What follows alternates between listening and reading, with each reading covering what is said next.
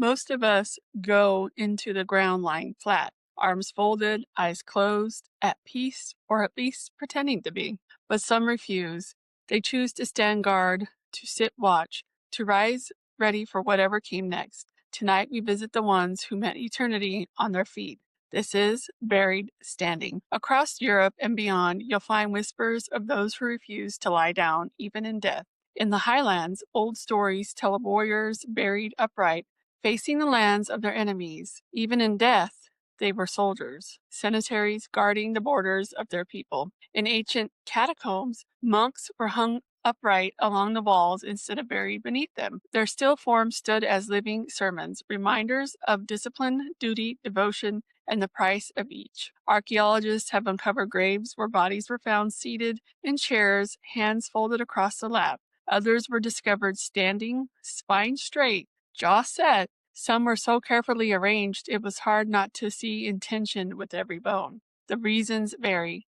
For some, it was faith, the belief that when Judgment Day came, the standing would rise first. For others, it was punishment, a refusal of rest for those who'd broken some sacred law.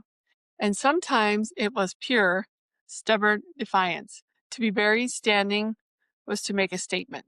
I'm not done yet. In the hills of Eastern Europe, legends speak of a ridge where an army was buried upright, 1,000 men standing shoulder to shoulder beneath the soil. Hikers who walk there at dusk say they see tall shadows between the trees lined along the ridge like a silent patrol. If you listen, you can hear the faint sound of wind passing through metal like armor rattling in formation. In one old village, there's a story about a man who demanded to be buried upright so he could keep an eye on things. Locals say that even now, 100 years later, you feel eyes on you if you pass by his grave.